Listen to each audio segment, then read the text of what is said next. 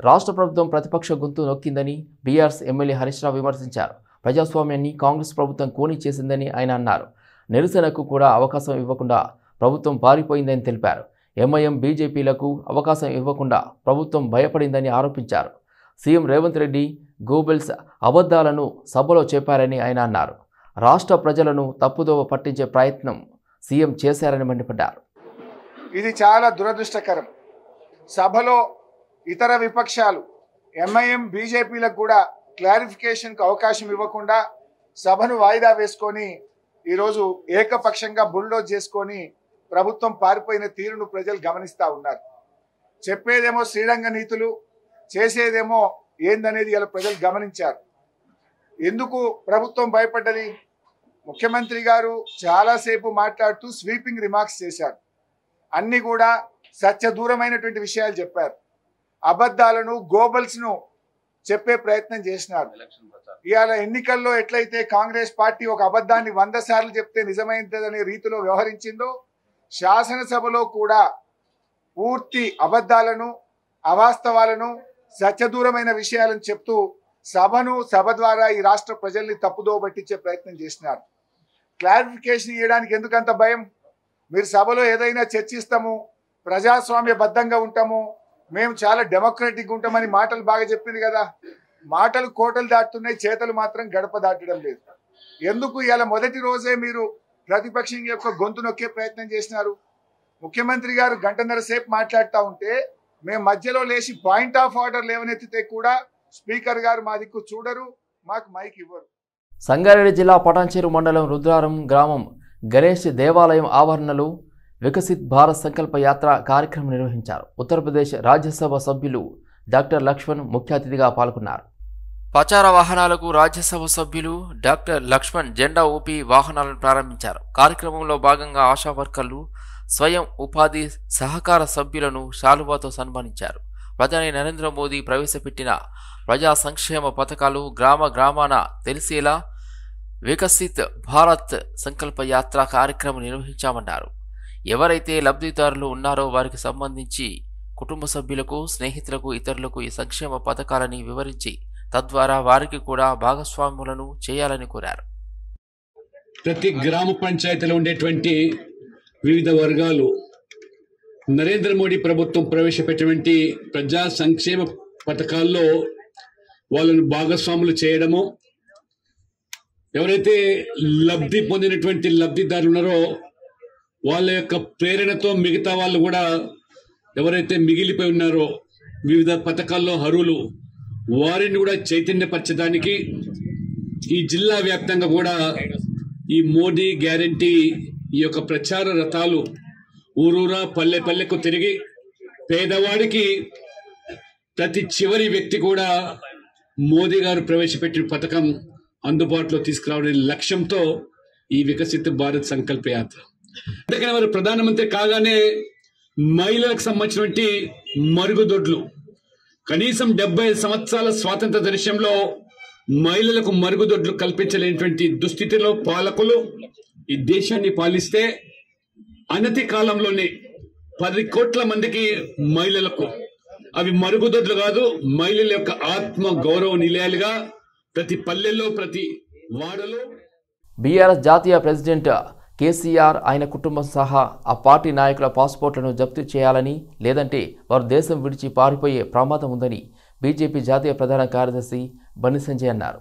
కేసీఆర్ ఆయన కుటుంబ సభ్యులు బీఆర్ఎస్ నుంచి ఓడిపోయిన మాజీ ఎమ్మెల్యేలు, మంత్రులంతా అవినీతి అరాచకాలకు పాల్పడ్డారని ఆరోపించారు. ప్రజల సొమ్మును జోతుకు తిన్నారని మండిపడ్డారు.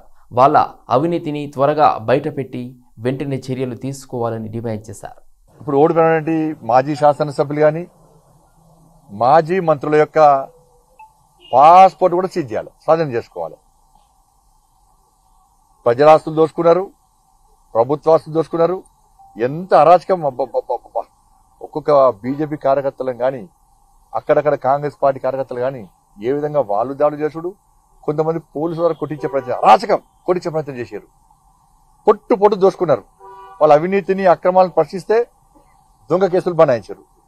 ఇప్పుడు ఏం చేస్తారు? ఇప్పుడు అంటే రేవంత్ రెడ్డి గారు నమ్మకం ఉంది, పక్కా ఈ పాస్పోర్ట్లను సీజ్ చేయించండి, దయచేసి లేకుంటే దొంగలు పారిపోతారు. వీళ్ళు బిల్లా మొత్తం మూటమని చదువుకున్నారు.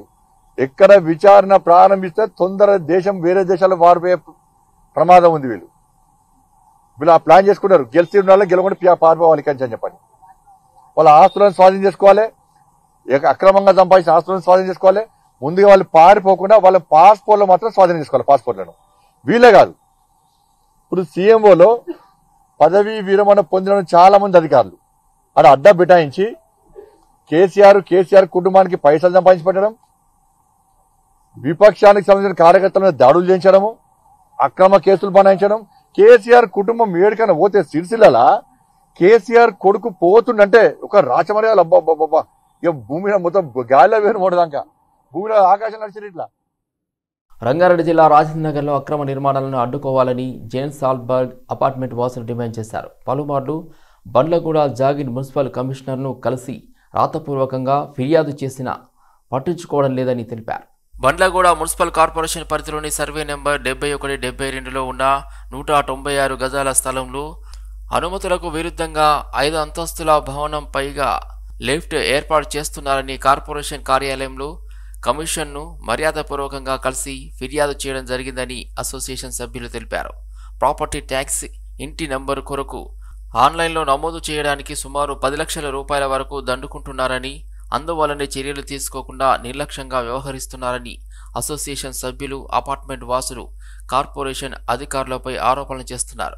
ప్రజా దర్బార్లోనూ ఫిర్యాదు చేయడం జరిగిందని, కార్పొరేషన్ అధికారుల తీరుపై జిల్లా కలెక్టర్ను కలిసి ఫిర్యాదు చేయబోతున్నామని తెలిపారు.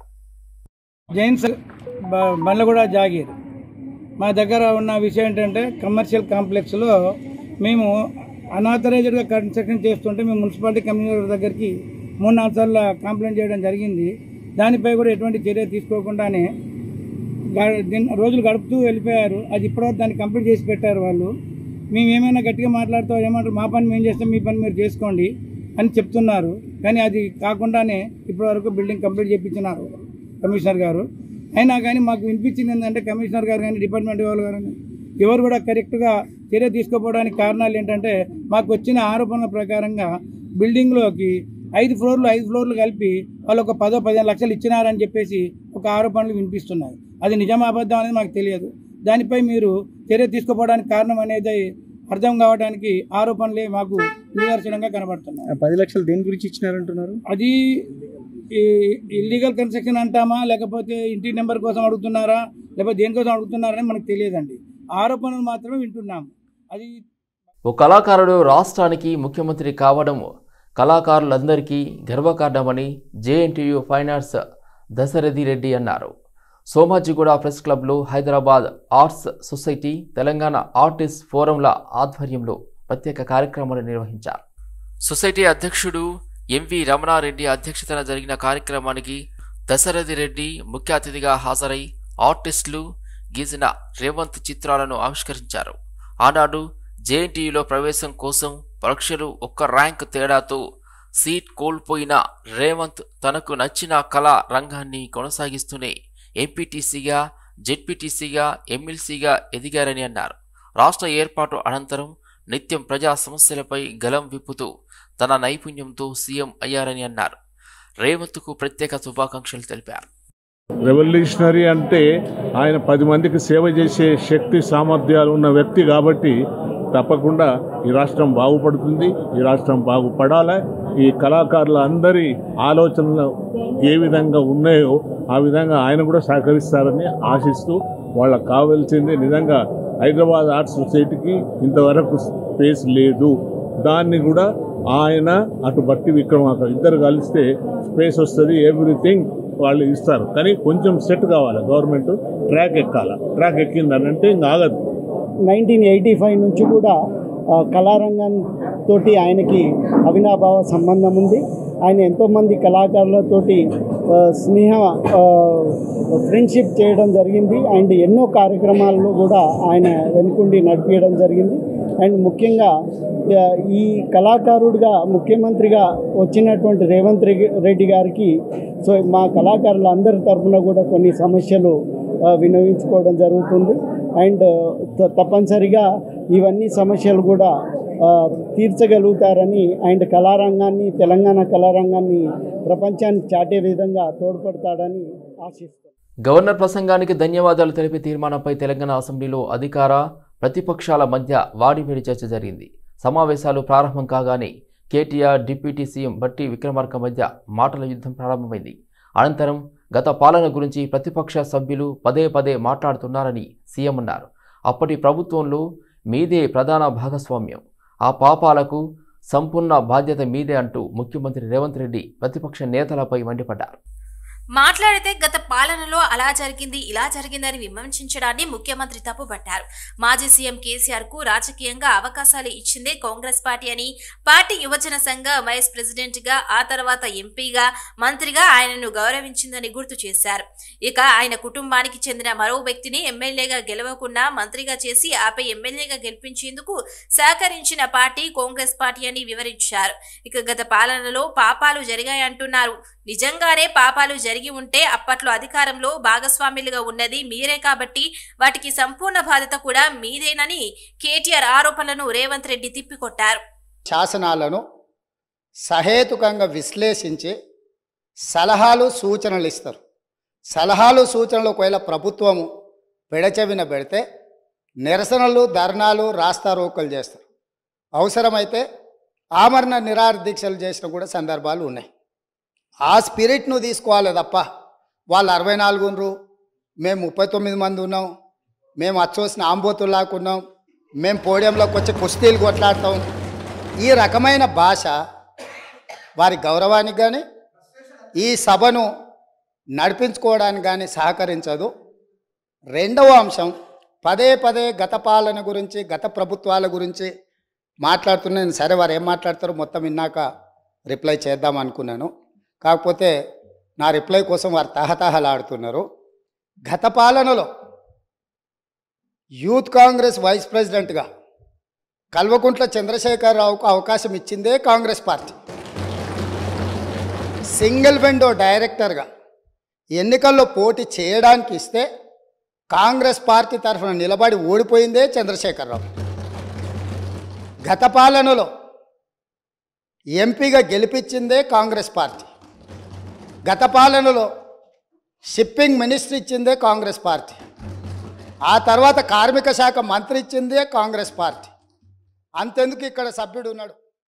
ఉమ్మడి పాలనలో తెలంగాణ ప్రాంతానికి అన్యాయం జరుగుతుందని పోరాడి ప్రత్యేక రాష్ట్రాన్ని సాధించుకున్నామని రవాణా, బీసీ సంక్షేమ శాఖ మంత్రి పొన్నం ప్రభాకర్ అసెంబ్లీలో గుర్తు చేశారు. బీఆర్ఎస్ ఎమ్మెల్యే కేటీఆర్ విమర్శలకు ఆయన కౌంటర్ ఇచ్చారు. తెలంగాణ వచ్చాక 10 ఏళ్ల పాటు పాలించిన బీఆర్ఎస్ ప్రభుత్వం చేసిన పనుల గురించి మాట్లాడాలని కేటీఆర్కు తెలిపారు. తెలంగాణలో గత ప్రభుత్వ కార్యకలాపాలపై మాట్లాడేందుకు ఏమీ కనిపించడం లేదని మంత్రి పొన్నం ప్రభాకర్ తెలిపారు. పైన పటారం లోన లోటారం తరహాలో గత ప్రభుత్వం పాలించిందని, ఊపర్ షెర్వానీ ఆధార్ పరేషానీ తీరులో పాలన జరిగిందని విమర్శించారు.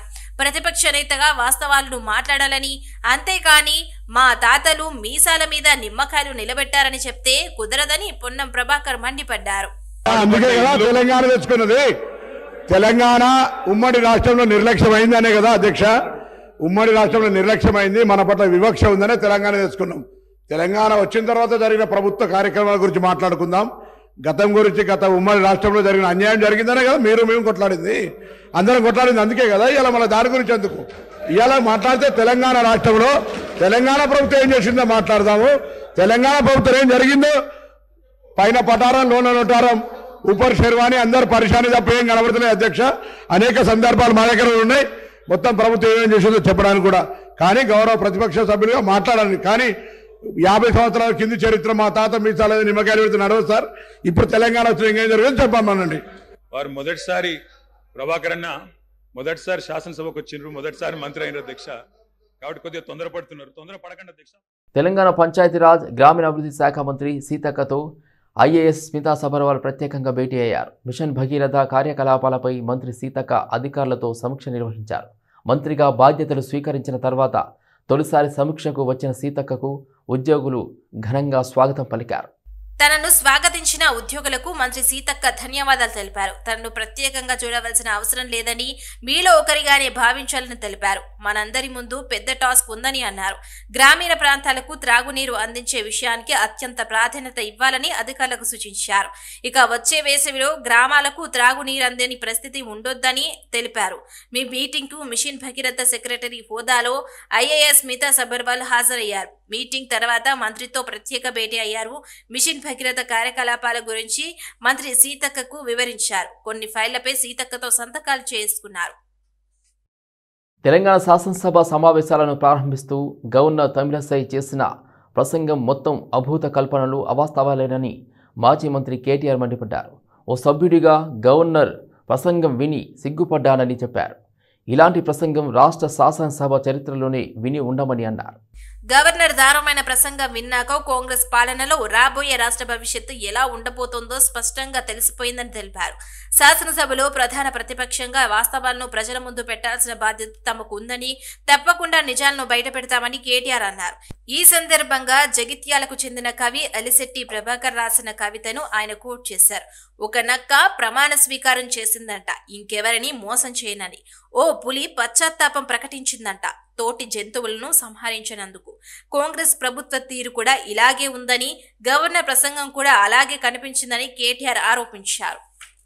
అధ్యక్ష, మేము ఆశించింది ఒకటి అధ్యక్ష, నిన్న గవర్నర్ ప్రసంగం నుంచి, కానీ అక్కడ వారు నిన్న విన్నది ఒకటి అధ్యక్ష. గవర్నర్ ప్రసంగం పూర్తిగా అసత్యాలు, అభూత కల్పనలు, తప్పుల తడక అని చెప్పడానికి నేను బాధపడతా ఉన్నా. ఇట్లాంటి గవర్నర్ ప్రసంగం వినడానికి ఒక సభ్యుడిగా సిగ్గుపడతా ఉన్నా అధ్యక్ష. ఎందుకంటే ఇంత దారుణమైన అపసవ్యపు ప్రసంగం ఇదివరకు రాష్ట్ర శాసనసభ చరిత్రలో రెండు కూడా విని ఉండవు అధ్యక్ష. ఒక మాటలో చెప్పాలంటే అధ్యక్ష, 1000 ఎలుకలు తిన్న పిల్లి కదా తీర్థయాత్రలకు బయలుదేరినట్టు చేయాల్సిన దారుణం అంతా చేసి, ఘాతకాలను చేసి, చాలా అద్భుతమైన ఉపన్యాసం కేవలం 10 సంవత్సరాలు ప్రభుత్వం నడిపిన వాళ్ళ మీద నెపాన్ని నెట్టే ప్రయత్నం ఏదైతే కాంగ్రెస్ ప్రభుత్వం చేసిందో అధ్యక్ష, దీన్ని నేను పూర్తి స్థాయిలో తూర్పారబడుతున్నాను. మజ్లిస్ పార్టీ ఎమ్మెల్యే అక్బరుద్దీన్ ఓవైసీ అసెంబ్లీలో పాత బస్తీ అభివృద్ధిపై మాట్లాడారు. పాత బస్తీ అభివృద్ధిపై ముఖ్యమంత్రి రేవంత్ రెడ్డి సమీక్ష నిర్వహించాలని కోరారు. పాత బస్తీ అభివృద్ధి ప్రభుత్వానికి పూర్తి స్థాయిలో సహకరిస్తామని హామీ ఇచ్చారు. ఇమాంలకు ఇప్పుడు 12,000 ఇస్తున్నారని, ఇక నుంచి 15,000 ఇవ్వాలని డిమాండ్ చేశారు. మదరసా బోర్డుకు కూడా ఏర్పాటు చేయాలన్నారు. ఎన్నికల్లో బీజేపీ, కాంగ్రెస్ ఒక ముస్లిం అభ్యర్థిని గెలిపించుకోలేకపోయాయని, ఈ రెండు పార్టీలు ముస్లింల అభివృద్ధికి సహకరించడం లేదని ఆరోపించారు. కాంగ్రెస్ పార్టీకి ముస్లింలు దగ్గరగా ఉండటానికి వైఎస్ఆర్ మాత్రమే కారణమన్నారు. ఆయన హయాంలో మైనార్టీలకు న్యాయం జరిగిందన్నారు. कोशिशें की गई, लेकिन वो साजिशें, वो मंसूबे, वो ख्वाब चुकनाचूर हो गए. हम जहां थे वहीं हैं और वहीं रहेंगे. हम में कोई कमी नहीं आई. कभी ये यहां से यहां आते हैं, कभी वो वहां से यहां आते हैं, लेकिन हम जहां थे वहीं हैं और वहीं रहेंगे. और बेबाकी के साथ, पूरी दियानत के साथ, ईमानदारी के साथ, इखलास के साथ मुसलमानों की नुमाइंदगी करते रहेंगे. और ये बात इसलिए कह रहे हैं कि मुसलमान हिंदुस्तान का दूसरे दर्जे का शहरी नहीं है. मुसलमान को भी दस्तूर हिंद ने वो बराबर का हक दिया गया है. और इस ऐवान में తెలంగాణ రాష్ట్రానికి ఉన్న అప్పులను చూపించి ఇచ్చిన హామీలను అమలు చేయకుండా తప్పించుకునే ప్రయత్నం చేయవద్దని రేవంత్ రెడ్డి ప్రభుత్వానికి బీజేపీ ఎమ్మెల్యే ఏలేటి మహేశ్వర్ రెడ్డి సూచించారు. ఇప్పటికే ప్రజావాణి ప్రతిరోజు ఉంటుందని చెప్పారని, కానీ ఇప్పుడు వారంలో 2 రోజులే అంటున్నారని గుర్తు చేశారు.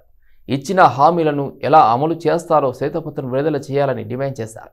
గవర్నర్ ప్రసంగంలో మొత్తం కాంగ్రెస్ హామీలనే చదివించారని విమర్శించారు. కాంగ్రెస్ పార్టీ ఎన్నికలకు ముందు 412 హామీలను ఇచ్చిందని, కానీ ఇప్పుడు కేవలం 6 గ్యారెంటీల గురించి మాట్లాడుతున్నారని ధ్వజమెత్తారు.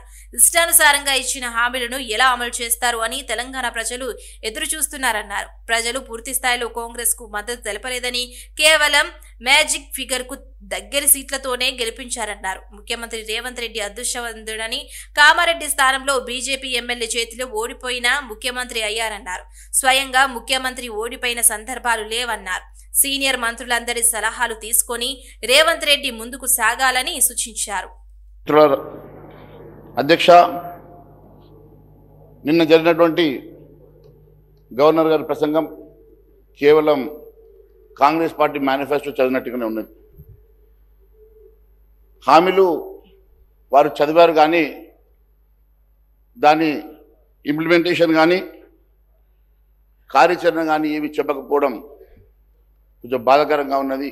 కార్యాచరణ చెప్పి ఉంటే బాగుండేదని చెప్పి మేము భావిస్తూ ఉన్నాం. రేవంత్ రెడ్డి గారు నిజంగా అదృష్టవంతుడు. ఒక స్థానంలో ఓడిపోయినా కూడా ఈరోజు ముఖ్యమంత్రి అయ్యాడు కాబట్టి ఖచ్చితంగా వారు ఇచ్చినటువంటి హామీలు నెరవేరుస్తారన్న మాకు విశ్వాసం కొంతవరకు ఉన్నది. ఖచ్చితంగా గతంలో ఉన్నటువంటి దూకుడు తగ్గించుకొని వారి యొక్క సమయస్ఫూర్తితో ఈ రాష్ట్రాన్ని ముందుకు నడిపించి ఈ రాష్ట్రాన్ని కాపాడుతారని చెప్పి విశ్వాసాన్ని మేము వ్యక్తపరుస్తాం. కాంగ్రెస్ ఇచ్చిన హామీలకు చట్టబద్ధత కల్పించాలని కొత్తగూడెం ఎమ్మెల్యే కూననేని సాంబశివరావు సూచించారు. నాడు దివంగత వైఎస్ రాజశేఖర రెడ్డి ఇచ్చిన హామీలను అన్నింటినీ నెరవేర్చాలని ప్రసంగించారు. అప్పుడు జలయజ్ఞానికి నిధులు సమకూర్చారన్నారు. హామీలను నెరవేర్చడానికి డబ్బులు ఇబ్బంది కాదని గుర్తించాలన్నారు. అదేవిధంగా కేంద్రం నుంచి రాష్ట్రానికి చాలా నిధులు రావాలన్నారు. ఈ ప్రభుత్వం ఏర్పడిన 2 రోజుల్లోనే 2 హామీలను నెరవేర్చారని కితాబిచ్చారు. అయితే ఈ హామీలకు చట్టబద్ధత కల్పించాలన్నారు. అసెంబ్లీ సమావేశాలు ఎక్కువ రోజులు నడిచేలా చూడాలని విజ్ఞప్తి చేశారు. 2020లో 15 రోజులు, 2023లో 11 రోజులు మాత్రమే అసెంబ్లీ నడిచిందన్నారు. వ్యక్తిగత దూషాలకు దూరంగా చర్చ జరగాలన్నారు. ఈ ప్రభుత్వం ఎన్ని రోజులు ఉంటుందో చూస్తామని విపక్షాలు అనటం సరికాదన్నారు. ఉద్యమ పార్టీగా పేరున్న బీఆర్ఎస్ స్వేచ్ఛను హరించిందని ఆరోపించారు. నిర్మాణ పద్ధతుల్లో మాట్లాడారు. ఇలాగే ఉండాలని కోరుకుంటా ఉన్నాను. ఇంతకు మించి వ్యక్తిగత దోషణలు, భాషలు వాటి తెలుసు పవిత్రమైనటువంటి సభను పక్క మార్గాలు పట్టించకుండా ఉండాలని, అటువైనా ఇటువైనా మార్షల్స్ కి పని పెట్టకుండా ఉండాలని, బలవంతాలు బయటికి నెట్టివేయబడకుండా ఉండాలని కోరుకుంటూ ఇటువంటి గొప్ప సభ, గొప్ప నిర్వహణ మన తెలంగాణ ప్రజల ఆశల ఆకాంక్షలకు అనుగుణంగా ముందుకు వెళ్లాలని కోరుకుంటూ ముందుగా నమస్కారాలు తెలియజేస్తా ఉన్నాను. సరూర్నగర్ డివిజన్లోని శ్రీ త్రివేణి స్కూల్లో మాస్టర్ చీఫ్ ప్రోగ్రాం నిర్వహించారు. ఈ కార్యక్రమంలో విద్యార్థులతో వారి కుటుంబ సభ్యులు కలిసి పాల్గొన్నారు. ఈ సందర్భంగా పెరిగే పిల్లలకు సాధారణ ఆహారంతో పాటు మిల్లెట్స్, పౌష్టికాహారం తప్పనిసరిగా అందించాలని Sri Triveni school director correspondent Govardhan Reddy తెలిపారు. అలాగే చిన్నారుల పెరుగుదల, ఆరోగ్యం కోసం తప్పనిసరిగా ఇవ్వాలని తల్లిదండ్రులను ఆయన కోరారు. రకరకాల వంటలు, పౌష్టికాహారం, కంప్లీట్ మీల్స్, రాగి దోశ తదితర వంటలను చేసి ప్రదర్శనలో పెట్టారు. ఈ కార్యక్రమంలో కన్సల్టేషన్స్ ప్రైజ్ 1-2 ప్రైజెస్ కూడా ఇవ్వడం జరిగిందని తెలిపారు. తెలంగాణ ఆర్టీసీ బస్సులలో పురుషులకు కొన్ని సీట్లు కేటాయించాలని ఓ వ్యక్తి ధర్నాకు దిగాడు. కాంగ్రెస్ పార్టీ అధికారంలోకి వచ్చిన తర్వాత మహిళలకు ఆర్టీసీ బస్సులలో ఉచిత ప్రయాణ పథకాన్ని ప్రభుత్వం అమలు చేసింది. తెలంగాణ వ్యాప్తంగా మహిళలు ఎక్కడి నుంచి ఎక్కడికి వెళ్లినా ఉచితమే. దీంతో మహిళలతో బస్సులు నిండిపోతున్నాయి. ఈ నేపథ్యంలో ఆర్మూర్లో వాసు అనే వ్యక్తి బస్సు ముందు నిలబడి నిరసన తెలిపారు. పురుషులకు కూడా కొన్ని సీట్లు కేటాయించాలని డిమాండ్ చేస్తూ ఇక్కడి ఆర్టీసీ బస్టాండ్ వద్ద ఆయన నిరసన తెలిపారు. ఇక ఆ వ్యక్తి నిరసన అందరి దృష్టిని ఆకర్షించింది. ప్రపంచంలో అత్యంత ఖరీదైన అరుదైన జాతి కుక్క కాకాసియన్ షెఫర్డ్ డాగ్ హైదరాబాద్ మియాపూర్లో సందడి చేసింది. 20 కోట్ల విలువ చేసే ఈ కుక్కతో సెల్ఫీలు దిగడానికి జనం ఎగబడ్డారు. బెంగళూరుకు చెందిన Indian dog breeders association president Satish ఈ డాగ్ ను నగరానికి తీసుకొచ్చారు. మియాపూర్ మదీనాగూడలో గల విశ్వాస్ పెట్ క్లినిక్ కు ఈ డాగ్ ను తీసుకొచ్చారు. అయితే ఈ బ్రీడ్ రష్యాకు చెందిన అని 20 కోట్లు కొనుగోలు చేసినట్లు తెలిపారు. 3 సంవత్సరాల వయసు కలిగిన ఈ డాగ్ రోజుకు 3 కేజీల చికెన్ ను ఆహారంగా తీసుకుంటుందన్నారు. అయితే మెయింటెనెన్స్ కి 3 లక్షలు ఖర్చు అవుతుందని, ప్రపంచవ్యాప్తంగా పలు ప్రదర్శనలతో పాటు సినిమాలో కూడా నటించినట్లు వివరించారు. పెటెక్స్ ఇండియా 6వ ఎడిషన్ను హైటెక్స్లో ఈ నెల 22 నుంచి 3 రోజుల పాటు నిర్వహిస్తున్నామని హైటెక్స్ బిజినెస్ హెడ్ శ్రీకాంత్ తెలిపారు. ఈ కార్యక్రమానికి 30,000కు పైగా జనాలు హాజరై అవకాశం ఉన్నట్లుగా అంచనా వేస్తున్నారు. ఈ పెటెక్స్ ఇండియా షో పెటెక్స్ ఇండియాలో భాగంగా హైటెక్స్ లో దేశంలోని అన్ని రకాల కుక్కల ప్రదర్శన, అన్ని రకాల చేపల ఆక్వేరియం ఆకర్షణీయంగా ఉండనుందని తెలిపారు. వివిధ జాతుల పక్షులు, పిల్లలు, 50,000కు పైగా చేపల ఆక్వేరియం కూడా అందుబాటులో ఉన్నాయని, షోకు సంబంధించిన పూర్తి ఏర్పాట్లు చేశామని హైటెక్స్ బిజినెస్ హెడ్ శ్రీకాంత్ తెలిపారు. అనారోగ్యం బారిన పడకుండా తీసుకోవాల్సిన జాగ్రత్తలు, వాటికి సంబంధించిన డాక్టర్స్ కూడా సలహాలు ఇస్తామన్నారు.